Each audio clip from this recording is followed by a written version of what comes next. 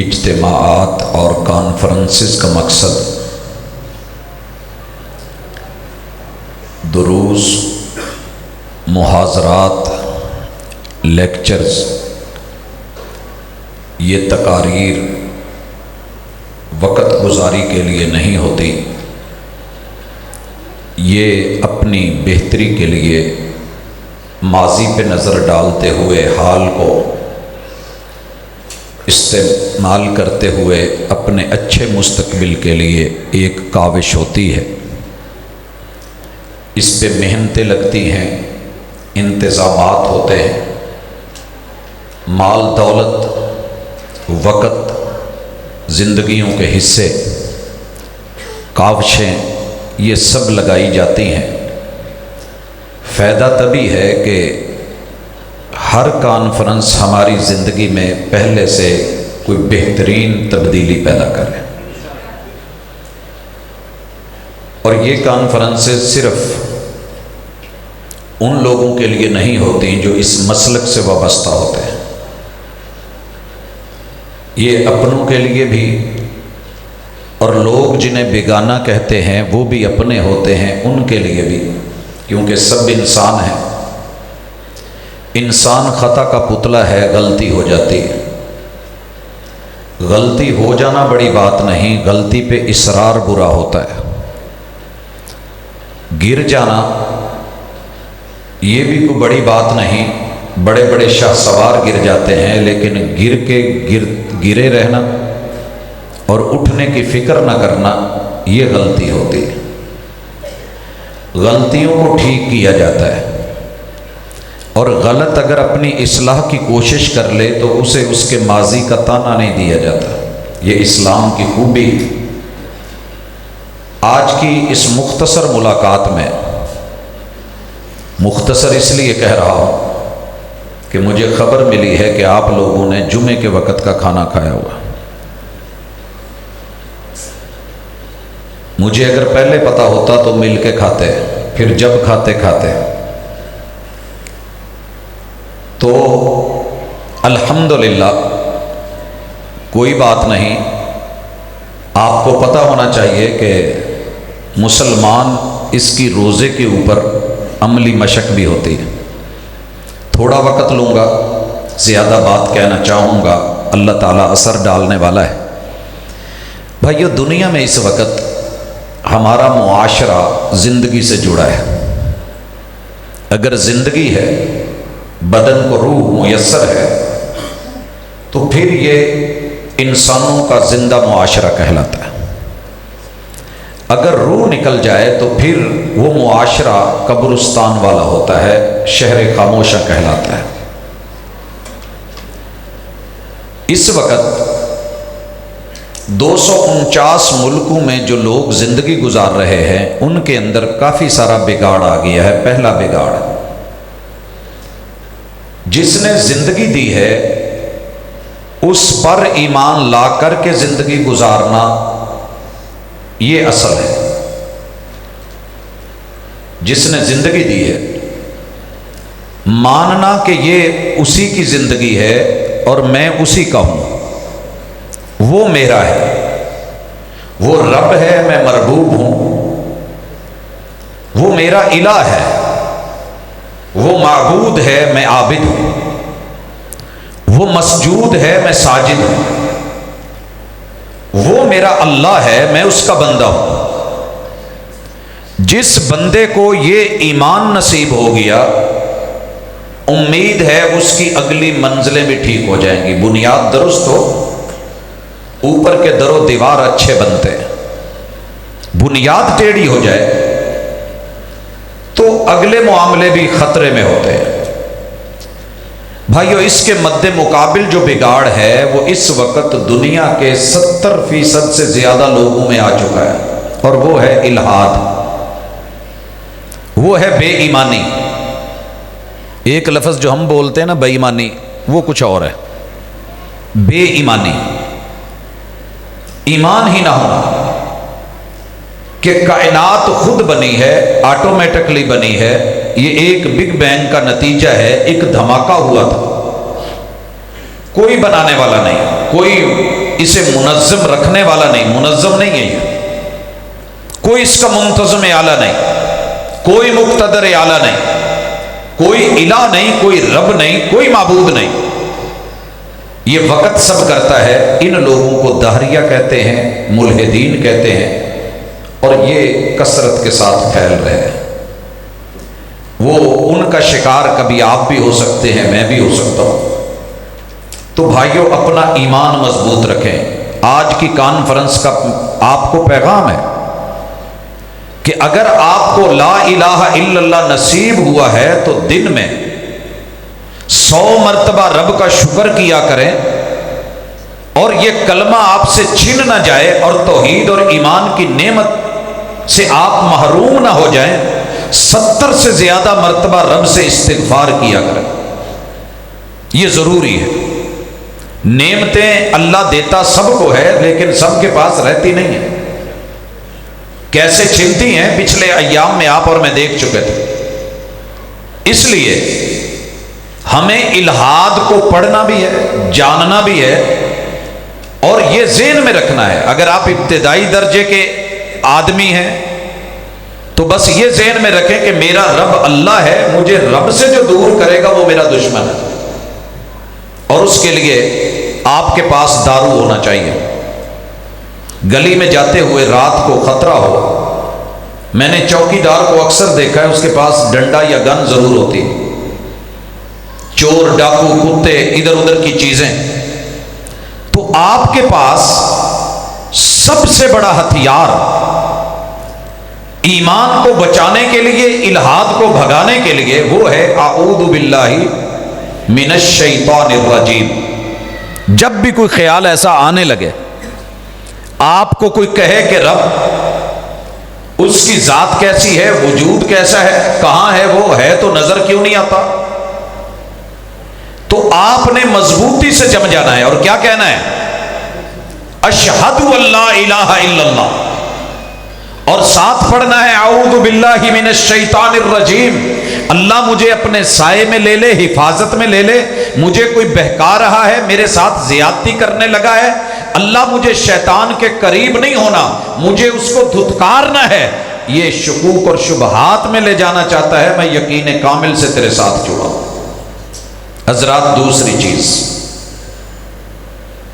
جس کی آپ کو اس معاشرے میں، زندگی میں اشد ضرورت ہے، وہ آپ سن چکے ہیں مجھ سے قبل، عقیدہ رسالت۔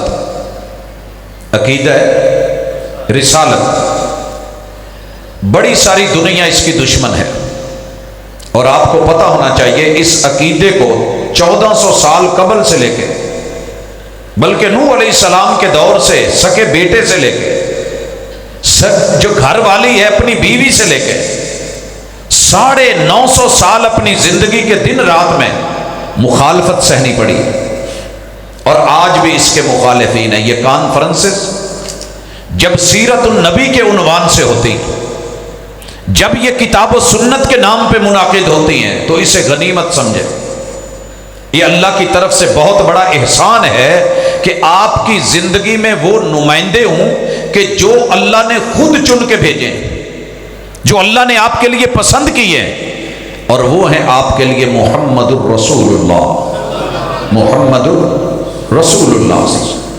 حضرات، مختصر کہنا چاہ رہا ہوں، آپ کو لاشعوری طور پہ اس عقیدے سے دور کرنے کے لیے لفظوں میں تو آپ کے پاس یہ رہے گا، جیسے کوئی بچہ کہے رات کو اندھیرے میں اس کو یہ کہہ کے اس سے 5000 کا نوٹ لے کے ہاتھ میں 10 کا یا 20 کا یا 100 کا نوٹ تھما کے کہا جائے کہ بیٹا یہ 5000 کا ہے، وہ پڑھا ہوا نہ ہو، اسے سمجھ نہ ہو، اور وہ کہے کہ ہاں ہاں یہ 5 کا ہے، یہ 5000 کا ہے، یہ 5000 کا ہے، اسے سمیٹے بھی، اسے چومے بھی، آنکھوں پہ بھی لگائے، سینے سے بھی لگائے، لیکن مارکیٹ میں چلنے والا نہیں۔ لوگوں، عقیدہ رسالت صرف لفظوں میں رہ گیا تو یہ رب کو گوارا نہیں جب تک آپ سنت پہ عمل پیرا نہیں ہوتے۔ سنت پہ عمل پیرا، اور سنت سے پھسلانے کے لیے، سنت سے پھسلانے کے لیے، بہکانے کے لیے سب سے بڑی جو بگاڑ کی شکل ہے وہ بدعت ہے۔ یاد رکھیے، بدعت کسی بھی شکل میں ہو، وہ سنت کی دشمن ہوتی ہے، وہ سنت کی دشمن ہوتی ہے۔ عورت جتنی مرضی خوبصورت ہو، خاندانی ہو، اصلی نسلی ہو، حسب نسب والی ہو، قد کاٹ شکل صورت والی ہو، لیکن جو نکاح کے بغیر آئی ہے، جو نکاح کے بغیر آئی ہے، وہ گھر میں فساد کا باعث بنے گی، بگاڑ کا باعث بنے گی، نسلیں بگڑے گی، جھگڑے ہوں گے۔ لوگوں بات جتنی مرضی خوبصورت ہو، عمل جتنا مرضی پیارا ہو، سونے کے اوراق میں لپیٹ کے دیا گیا ہو، اگر وہ آسمان سے رب نے اتارا نہیں، لَقَدْ كَانَ لَكُمْ فِي رَسُولِ اللَّهِ أُسْوَةٌ حَسَنَةٌ، اس کی دلیل نہیں، وَمَا آتَاكُمُ الرَّسُولُ فَخُذُوهُ، یہ اس کی استناد نہیں ہے۔ آپ اسے اقوال زری کہہ لیں، جتنی مرضی بڑی ہستی کی طرف نسبت کر لیں، وہ محمد الرسول اللہ صلی اللہ علیہ وسلم کی سنت کا قاتل ہوگا، اس سے آپ کو بچنا ہوگا۔ یہ بدعات حسنہ اور سیئہ کے چکر میں پڑھ کے سنتوں کو مت گوائیے گا، جس کے پاس سنت نہیں حساب ہونا ہے۔ اور اللہ کا شکر کریں، جب آپ کے اوپر حملہ ہونے لگے، جہاں محمد الرسول اللہ پڑھنا ہے، وہاں اللہ سے دعا مانگنی ہے، اللہ میں تیرے نبی کے صحابہ کی طرح آپ کی ہر حدیث کو سننا چاہ رہا ہوں، سمعنا وَأَطَعْنَا، میں سن کے عمل کی کوشش کروں گا، سمعنا وَأَطَعْنَا۔ بھائی یہ چھوٹی سی مثال لے لیں، آپ ساری زندگی آپ کے ٹخنے نیچے رہے ہیں، آپ کے نزدیک معمولی کیس ہوگا۔ پہلی امتوں میں اگر کسی شخص کے ٹخنوں پہ کپڑا آ جاتا، رب زمین کھول کے اندر دسا دیتے تھے۔ قیامت کے دن اس بد نصیب بندے کو رب نے رحمت کی نظر سے نہیں دیکھنا، لیکن اس نے پڑھا کہ محمد رسول صلی اللہ علیہ وسلم کے ٹخنے ننگے تھے، اور آپ نے یہ حکم دیا ہے کہ مرد اپنے ٹخنے ننگے رکھے، عورت اپنے جسم کو ڈھانپ کے رکھے۔ اسے بھی معمولی مت سمجھیے، اسے بے مزہ سنت مت سمجھیے۔ آپ نے زندگی میں ایک دفعہ میرے پیغمبر کی سنت کی حیا میں اگر یہ کام کر لیا، انشاءاللہ آپ کے بیڑے پار ہیں۔ وہاں قدر ہونی ہے قدردانوں کی، وہاں عزت ہونی ہے سنت کی عزت کرنے والوں کی۔ سنت کا مذاق اگر آپ کرتے ہیں جان بوجھ کے یا لاشعوری طور پہ، بیٹا چپ کر کے ذرا بیٹھیں خاموش، لاشعوری طور پہ کرتے ہیں تو تب بھی کانفرنس آپ کو کہتی ہے کہ شعور میں آئیں، بڑا محسوس ہوتا ہے، تیرا محسوس نہ کرنا، محسوس کرنا سیکھیں۔ اور حضرات تیسری چیز جو اس وقت بہت بڑے بگاڑ کا سبب ہے، آپ اپنے علم کو درست کریں۔ جب علم ٹیڑھا ہوتا ہے تو عمل ٹیڑھا ہو جاتا ہے۔ مثلا اگر آپ کے علاقے میں یہ پڑھایا جاتا ہو کہ آپ بارڈر پہ ہیں، قرب و جوار میں رہتے ہیں، 2 اور 2 اگر ان کو جمع کیا جائے تو 22 بنتے ہیں، 2 اور 2 جمع کیا جائے تو 22 بنتے ہیں، اور کوئی آپ سے پوچھے جناب وہ تو 4 ہوتے ہیں، اور آپ لکھ کے دکھا دیں دیکھیے یہ 2 ہے اور یہ 2 ہے، کتنا بنا پوچھئے کسی سے، اور کوئی کہہ دے کہ 22 ہے، تو جو درمیان میں لفظ جمع تھا نا، آپ نے اسے حذف کیا ہے یا آپ نے اس کو غیر شعوری طور پہ چھوڑا ہے، نیت کو بیچ میں شامل کیا ہے یا نہیں کیا؟ بعد میں آپ آگے لکھ دیں۔ میں آ رہا تھا تو سیالکوٹ میں داخل ہوتے ہی کہ گاڑی پہ جملہ لکھا ہوا تھا 2 + 2 5، اگے لکھیا سی میری مرضی۔ اس کا کوئی علاج نہیں ہوتا۔ علم درست کرے، جو صحیح ہوگا نا اسے دنیا جانتی ہے، اسے رحمان جانتا ہے، کائنات جانتی ہے، وہ اصل ہے، وہ اساس ہے۔ اپنا علم درست کیجئے، مسئلے خود درست ہو جائیں گے۔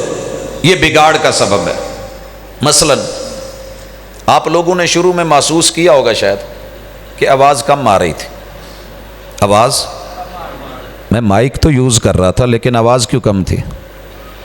کیونکہ جو متعلقہ مائک تھا میں اس کے قریب نہیں تھا۔ جلدی سے بھائی آئے، زندگی گزر گئی، مائک استعمال کرتے کیا پتہ نہیں تھا؟ نہیں، کچھ سمجھانا چاہتا تھا، میری مثال تھی، میرا موضوع تھا۔ کہ اگر کہیں علم میں لاشعوری طور پہ کمی بیشی ہے تو شعور کے ساتھ اسے دیکھا جائے گا، درست جگہ پہ آئیں گے تو بات بنے گی۔ اللہ نے آپ کے لیے جو علم وحی کی شکل میں کتاب و سنت کا اتارا ہے، اس میں گڈ مڈ مت کیجئے، ملاوٹ مت کیجئے۔ الا للہ الدین الخالص، وہ بڑا سادہ ہے۔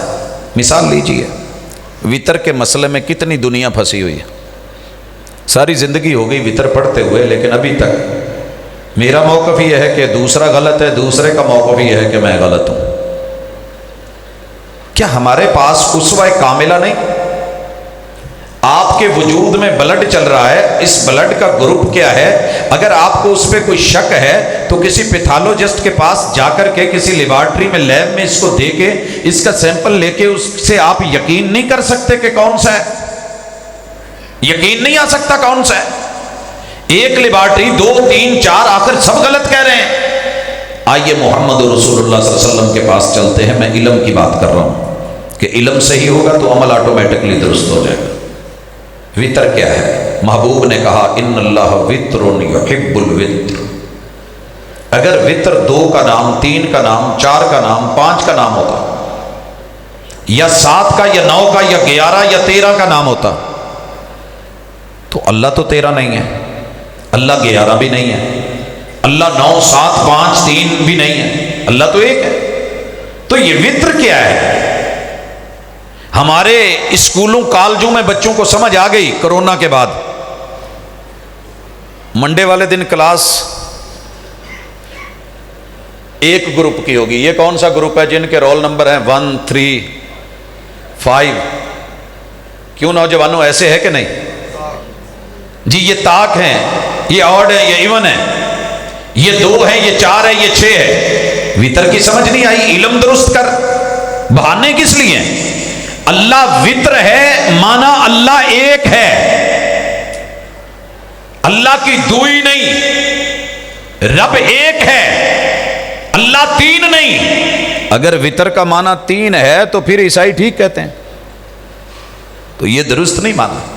آئیے دوسری روایت لیجئے، رسول اللہ صلی اللہ علیہ وسلم کیا کرتے تھے؟ آپ نے فرمایا کہ رات کی نماز 2 رکعتیں، سنا ہے علماء سے، صلاۃ اللیل مثنا مثنا، رات کی نماز اللہ کو جو پسند ہے وہ 2 رکعت کر کے پڑھنا ہے۔ اور حدیث پاک میں آتا ہے آپ 2 رکعت کر کے پڑھتے رہتے، 2 رکعت کر کے پڑھتے رہتے۔ اور جب آپ کو یہ خدشہ ہوتا کہ اب فجر طلوع ہونے والی ہے، فَأَوْتَرَهُنَّ بِرَكْعَةٍ وَاحِدَةٍ، آپ 1 رکعت پڑھ کے ساری پچھلی نماز کو طاق بنا دیتے تھے۔ یہ ہے وطر۔ اب آئیے سنن النسائی میں رسول اللہ صلی اللہ علیہ وسلم نے 1 وطر پڑھا تو کیسے پڑھا، 3 رکعتیں ادا کی تو کیسے کی، 5 پڑھی تو کیسے پڑھی، 7 پڑھی تو کیسے، 9 پڑھی تو کیسے۔ اب ہم نے پھر بھی 3 ہی شکلیں رکھی، حالانکہ وطر کی شکلیں 2 ہیں۔ اگر آپ نے 3 وطر پڑھنے، پہلا طریقہ کہ آپ 2 رکعت پڑھ کے سلام پھیر دیں، 2 رکعت پڑھ کے تشہد بیٹھے سلام پھیر دیں۔ یہ ہے علم، یہ ہے معرفت، یہ ہے پیغمبر کی سنت، یہ ہے آپ کا عمل۔ علم درست ہوگا، عمل صحیح آئے گا۔ دوسری شکل بعد میں، پہلے 2 رکعت پڑھ کے تیسری رکعت الگ سے پڑھ لیں۔ دوسرا طریقہ کہ آپ پہلی رکعت پڑھیں پھر اٹھ جائیں، دوسری پڑھیں پھر اٹھ جائیں، درمیان میں تشہد نہیں بیٹھنا، اور تیسری رکعت آپ پڑھیں، آپ کے 3 وطر مکمل۔ ایسے ہی 5 کا معاملہ ہے، ایسے ہی 7 کا معاملہ ہے، ایسے ہی 8 پڑھنے کے بعد آپ نے 1 رکعت پڑھنی ہے۔ اگر آپ نے 8 پڑھ لی اور اس کے بعد 1 رکعت پڑھ دیتے ہیں تو 9 ہو گئے۔ ہے کوئی اختلاف، ہے کوئی جھگڑا یا پھڈا؟ بالکل بھی نہیں۔ محمد الرسول صلی اللہ علیہ وسلم نے 1 سے لے کے 9 تلک، 11 تلک 13 رکعتیں کیسے ادا کی ہیں رات کو، عمل بھی درست، علم بھی صحیح، سنت بھی چلی، عقیدہ رسالت بھی مانا گیا، اور جس رب نے وحی کے ذریعے دین بھیجا تھا اس رب کی کبریائی کو بھی تسلیم کر لیا گیا۔ تو پھڈا تو نہیں تھا، لیکن جب ہم نے سچ اور جھوٹ میں دوسرے کو جھوٹا کہہ کے خود کو جتوانا ہو تو پھر بسا اوقات بندہ ضد پہ آتا ہے، اور جہاں ضد اور انا آ جائے وہاں میں تو جیت جاتی ہے، حق ہار جاتا ہے۔ حضرات ایک اور بگاڑ ہے، وہ بڑا عجیب بگاڑ ہے کہ ہمارے پاس علم کے لیے تعلیم تو جاری ہے، تربیت نہیں ہے۔ تعلیم کتنی ہے؟ کسی سے بھی پوچھیں، ماشاءاللہ جی میٹرک کیتا ہے، یہ مزدور ہے، میٹرک کر کے مزدوری کر رہا ہے، اس نے F S C B S C کر رکھی ہے، اس نے ایف اے بی اے کر رکھا ہے، اس نے ایم ایس سی کر رکھی ہے، اور جو نئے دیگر کورسز ہیں وہ سارے کیے ہوئے ہیں، بی ایس کیا ہوا ہے، بی اے آنرز کر رکھا ہے، ماسٹر لیول کی ڈگریاں ہیں، ایم فل کیا ہوا ہے، یہ پی ایچ ڈی، یہ پوسٹ ڈاکٹریٹ تک پہنچ گیا ہے، اس نے جو ہے سینکڑوں ڈپلومے کر رکھے ہیں۔ تعلیم سے اکیلی بات نہیں بنتی جب تک ساتھ تربیت نہ ہو، وگرنہ تعلیم بگاڑ دیتی ہے۔ تربیت سے ہی بدلتا ہے قوموں کا مزاج، وگرنہ علم سے ابو جہل کی جہالت نہیں جاتی۔ ابو جہل کے پاس بڑا علم تھا، آٹے سے بال کھینچ دیتا تھا، مسئلے حل کر دیتا تھا، مگر گردن میں سریا جو تھا وہ اس تعلیم اور علم کی وجہ سے تھا کہ میں ابو الحکم ہوں، جو میں کہہ دوں میں حکمتوں والا ہوں، میں یہ کر دیتا ہوں، میں وہ کر دیتا ہوں۔ جب علم زیادہ آنے لگتا ہے باپ چھوٹا لگنے لگتا ہے۔ اگر تربیت ہوگی تو 100 سال کا بیٹا اپنے سے بڑے عمر کے اندر عمر رسیدہ اس باپ کو بھی عزت ادب اور احترام سے بلائے گا، وگرنہ بگاڑ ہے۔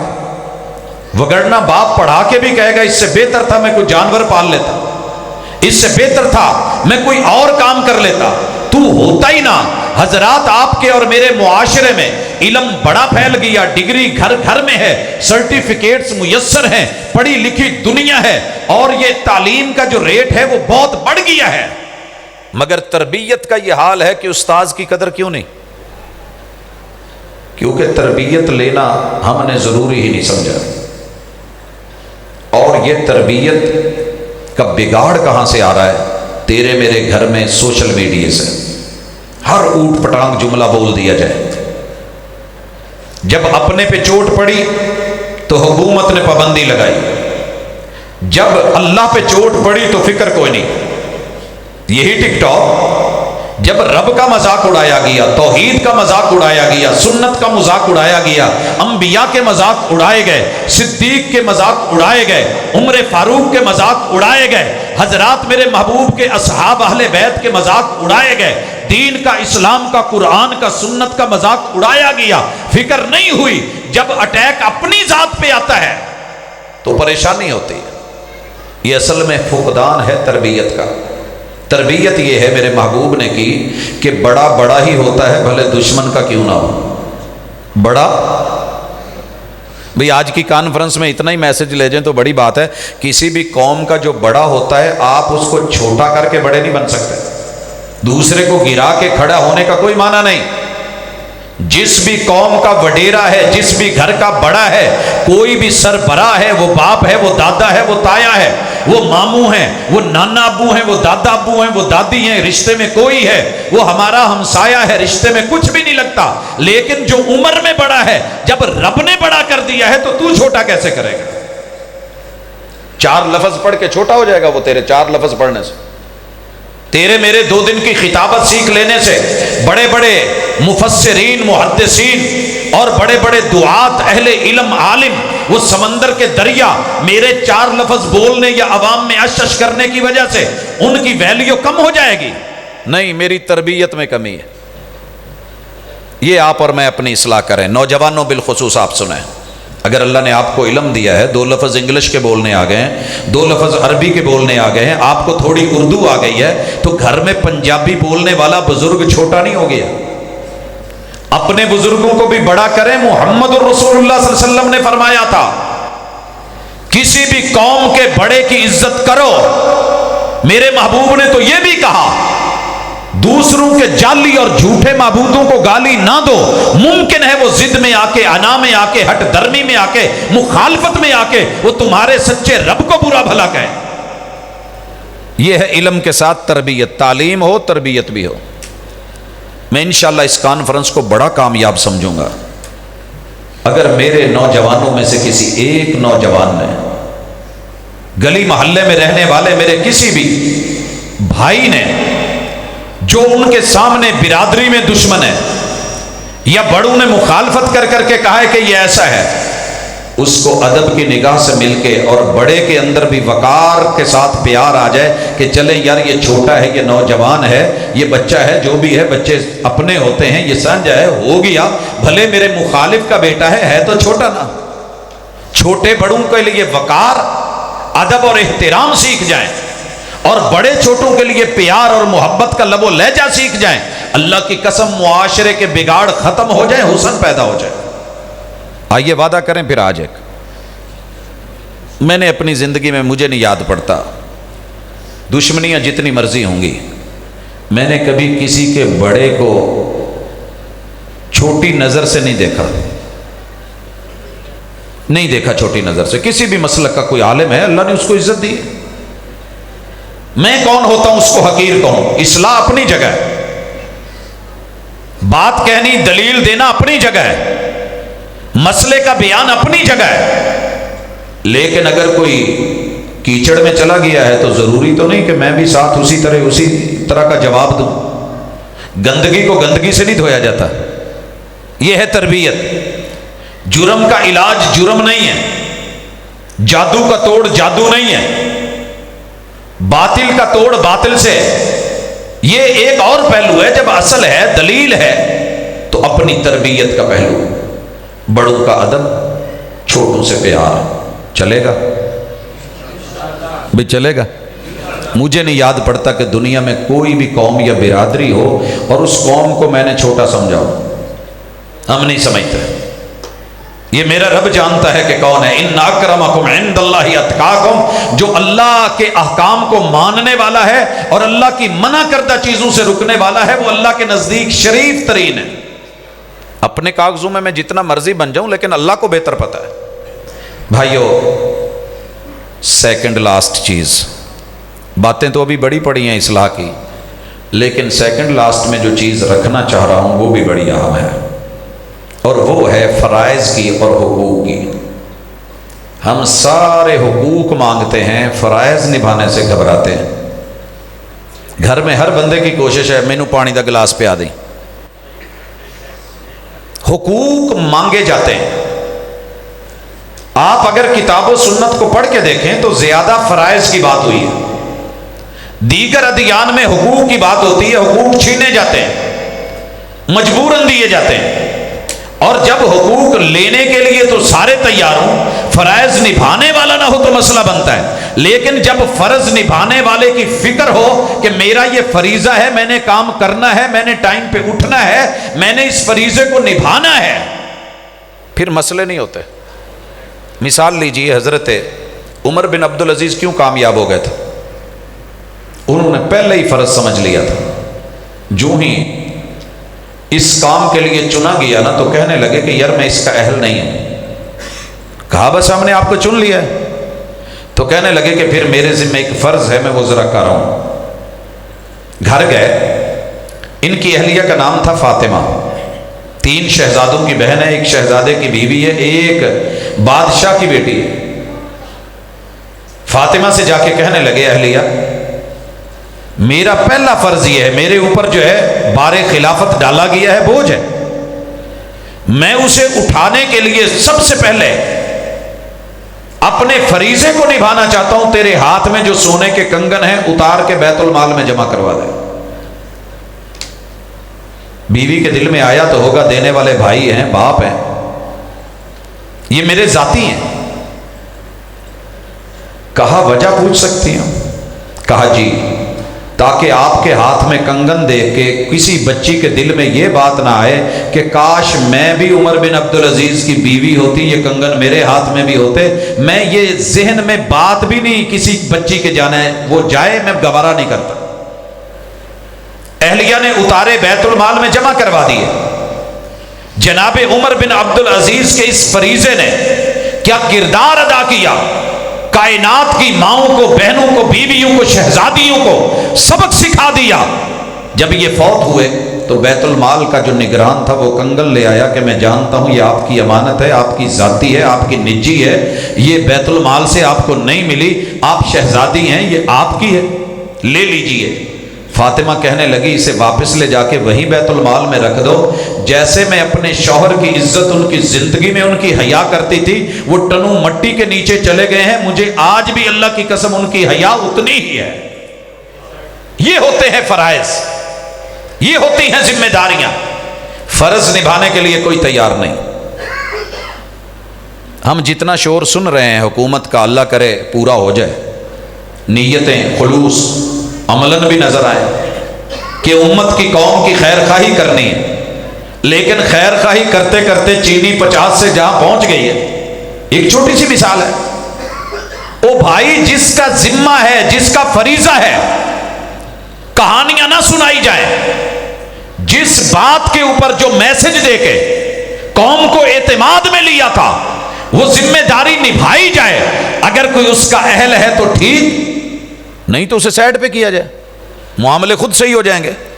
جو روڑا بن رہا ہے، جو رکاوٹ بن رہا ہے، جہاں پہلے وزیر ہٹائے جا سکتے ہیں، حکومتیں ہٹائی جا سکتی ہیں، تو یہ کوئی سیاسی مسئلہ اسے نہ رکھیں، عوام کا مسئلہ ہی سمجھ لیں کہ یہ غریب مر رہے ہیں، ان کے حالات دن بدن خراب ہو رہے ہیں۔ وقت کے حاکم کو کرسی ملی ہے، فریضہ سمجھے۔ اگر اس وقت ساؤنڈ والے آئے ہیں، وہ اپنا کام صحیح نہیں نبھا رہے تو اپنا فرض سمجھ کے کریں کہ میری یہ ذمہ داری ہے۔ آپ نے مووی والے کو بلوایا ہے، ان کی ذمہ داری ہے۔ آپ نے سٹیج پہ اگر اس کرسی پہ کسی کو بٹھایا ہے تو اس کی ذمہ داری ہے، اس ذمہ داری کو سمجھا جائے۔ وگرنہ محبوب نے کہا تھا اذا وسد الامر الى غیر اہلہ فانتظر الساعہ، جب ذمہ داریوں کو نبھانے والے ذمہ داریوں کے اہل نہ ہوں اور کرسیوں پہ بٹھا دیے جائیں تو پھر آپ اس سوسائٹی اور معاشرے کی قیامت اور تباہی اور بربادی کا انتظار کیجیے۔ قیامت ہم نے دیکھی ہے قیامت سے بہت پہلے، تیرا مل کے بچھڑ جانا قیامت اور کیا ہوگی۔ فرائض بھی ہیں، احکام بھی ہیں، نواہی بھی ہیں، حقوق کا علم بھی ہے، ہر چیز واضح ہے، لیکن کوئی دینے کو تیار ہی نہیں، سب مجھے دے دو اب میرا پیٹ بھرے۔ تو حقوق اور فرائض کو بیلنس کرنا سیکھیے۔ اور آخری گزارش، اور یہ سب سے بڑی اہم ہے، جس نے پیٹ لگایا ہے نا، اس نے اس پیٹ کا مین گیٹ رکھا ہے، ہر چیز کو منہ دیا ہے کھانے کے لیے۔ وہ آپ کی روٹی روزی کا بندوبست کرے گا، لیکن روٹی روزی میں حلال رکھیے، حرام والی چیز بگاڑ ہے۔ حلال، اور یہ کسی دوسرے نے نہیں کرنا، آپ نے اور میں نے کرنا ہے۔ یہ کسی دوسرے نے نہیں، یہ آپ کی اور میری ذمہ داری ہے۔ رب پر یقین رکھیے، وہ پرندوں کو کھانا دیتا ہے سٹورز کے بغیر، ان کے گودام نہیں ہیں، ان کے پڑھولے نہیں ہیں، ان کی کوٹھیاں نہیں ہیں، یہ انسان کے ہیں۔ رزق اللہ پر ہے، جب وہ رزاق ہے، ذو القوت المتین ہے، ماں کے پیٹ میں ناڑو سے دے رہا ہے، اور ناڑو کٹتے ہی ماں کے سینے کے 2 چشمے چلا دیتا ہے، اور پھر 2 ہاتھ 2 پاؤں جب یہ خشک ہوتے ہیں دونوں چشمے، 4 چیزیں عطا کر کے چلنے پھرنے اٹھانے پکڑنے کھانے کی توفیق دیتا ہے، اور مرنے کے بعد جنت میں 8 نہریں چلاتا ہے، تو کیا خیال ہے وہ آپ کو مجھے روٹی روزی نہیں دے گا؟ تو اسے باوقار طریقے سے اپنے رب سے مانگا کرے۔ بگاڑ کیا ہے کہ تھوڑی سی کمزوری آئی نہیں، پریشانی آئی نہیں، فوری طور پہ بابا جی کو بلا کے ان سے کچھ کروا کے تصویر لگاؤ، گاہک آنے شروع ہو جائیں گے۔ پھر بابا جی کا بھی روٹی رساں اللہ ہے، ان کا بھی رازق اللہ ہے، تیرا بھی رازق اللہ ہے۔ رب سے مانگ، محنت کر، مزدوری کر، کاوش کر، نصیب بنا، مقدر لکھے جا چکے، قسمت تقسیم کی جا چکی، اور اعتماد کے ساتھ حلال طریقے سے کما، اور پھر اس کے اندر تھوڑی بہت کوشش کر کے بچت ہو۔ یہ خود محمد رسول اللہ صلی اللہ علیہ وسلم نے سکھایا، بڑے بڑے معیشت کو سمجھنے والے ہیں۔ اگر آپ کو بچت سکیم نہیں آتی، گھر کا آپ کو سسٹم بیلنس کرنا نہیں آتا، تو پھر آپ مسئلے میں ہیں۔ یہ نہیں کہ 2 دن مزدوری کی کمایا، 4 دن فارغ۔ محنت کریں، حلال کمائیں، سود سے، دھوکے سے، جوئے سے، ملاوٹ سے کمائے ہوئے مال میں تعداد تو زیادہ ہو سکتی ہے، برکت نہیں ہوتی، برکت نہیں ہوتی۔ اور اسی کے ضمن میں ہے، میرے 2 منٹ باقی ہیں آپ کے ساتھ، کہ آپ کو جب کھانا ملنا ہے تو تیار ہو چکا ہے، وافر مقدار میں ہے، اس کو کھانا بھی ایسے ہے کہ جیسے محمد الرسول اللہ صلی اللہ علیہ وسلم نے تربیت کی ہے۔ یہ کانفرنس کی آخری مہر ہے جو آپ نے لگانی ہے۔ مسجد میں شور آوازیں نہیں، با ادب با وقار، با ادب با نصیب، اللہ کا دیا ہوا رزق، یہاں ایک دوسرے کو کیمرے کی آنکھیں دیکھ رہی ہیں، تمہارا رب بھی دیکھ رہا ہے، رب نے رزق بھیجا ہے، مل کے رہے گا، بیٹھ کے کھانا ہے، بسم اللہ پڑھ کے کھانا ہے، دائیں ہاتھ سے کھانا ہے۔ وَكُلْ مِمَّا يَلِيكَ، تے جیڑی بوٹی اپنے اللہ ہی ہوئے وہ کھانی ہے۔ یہ نہیں کہ اس کو کہنا کہ یہ مولانا ہے، ہاں جی ادھر دیکھا نہیں اور پرات گھمائی نہیں، کوئی ضرورت نہیں۔ وَكُلْ مِمَّا يَلِيكَ، یہ آپ نے چھوٹے سے بچے کو اپنے دسترخوان پہ بٹھا کے سکھایا تھا، اور خاموشی سے لینا ہے، لقموں کے ساتھ الحمدللہ پڑھنا ہے۔ اگر کسی وجہ سے بسم اللہ بھول گئی ہے تو بسم اللہ اولہ آخرہ پڑھنا ہے، اور پھر مسجد میں گرانا نہیں ہے، یہ اللہ کا گھر ہے، اسے صاف رکھنا ہے، یہ انبیاء کی ذمہ داری ہے۔ ان ساری چیزوں کو اگر ہم رکھ کے آج آخری جو ہمارا اس وقت مسجد میں کھانے کا آپشن آپ نے رکھا ہے کہ باہر ہے کہیں؟